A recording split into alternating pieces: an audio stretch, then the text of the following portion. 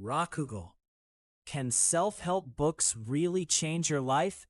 Well now, people are always saying, "This book changed my life." Did it really? Sometimes that sounds suspicious already. Of course it does. If books changed lives so easily, every bookstore clerk would be a billionaire saint. So self-help books are fake? No, that is not the joke. The joke is this: a self-help book can change your life for about one evening. One evening? Oh yes. You read it at night, sit up straight and declare, "Tomorrow I begin a new life." That sounds familiar, very familiar. Tomorrow you wake up late, miss breakfast, and begin your old life instead. So what is the point of the books? The good ones do something important. They do not just make you feel inspired, they make you uncomfortable. Uncomfortable? Yes. They ask whether you are actually willing to do anything. That's rude. That's self-help. So which books are the serious ones? Two work especially well together. Only two? Two is enough trouble for one evening. What's the first one? Affirmations by Lou Tice. What does it do? That's the theory. It says your brain lives inside whatever it has accepted as normal. So if you keep telling yourself, "This kind of future is possible for me," the mind slowly stops treating it like fantasy. So words change the brain? That's the idea. Not magic words, not wishing, more like training the mind to stop acting surprised by your own potential. That sounds impressive.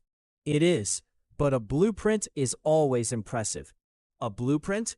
Yes, Affirmations is the blueprint. Then what's the second book? 100% by James Skinner. And that one? That one hands you a shovel. A shovel? A practical one. It tells you to write down what you actually want. Not what sounds respectable.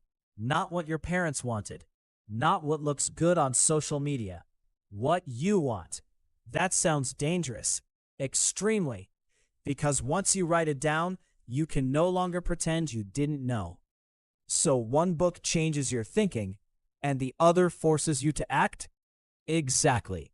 One is the blueprint, the other is the construction work. And people need both?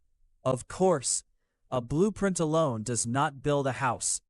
And construction without a blueprint produces something that looks like your uncle built it after 3 coffees and a divorce. That's very specific. Pain is always specific. So the first book tells you what can be normal, and the second asks what you are going to do about it. Now you're awake. For the moment. That's enough. Because that's the whole problem with self-help. People enjoy the feeling of movement more than movement itself. Ah, so they read the book, feel powerful, and then go to bed. Exactly. They don't want transformation.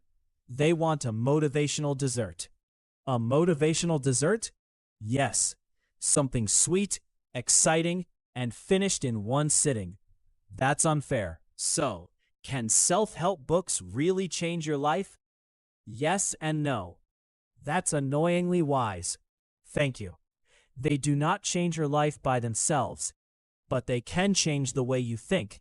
And if the way you think changes, then what you do next may change. So the book opens the door, if you actually walk through it. And if I do not, then you haven't read a life-changing book. You have just rented a better mood for one evening. That hurts. Good. Then it might be working. So what is the final answer? Simple. Self-help books are not books that change your life for you. Then what are they? They are books that sit quietly on the table and ask, do you really intend to change your life? Or did you only want to feel noble before bed? That's the whole joke. For more Rakugo-style news in English, follow @shisho_Rakugoka. For the original Japanese channel, visit @Shisho Rakugoka.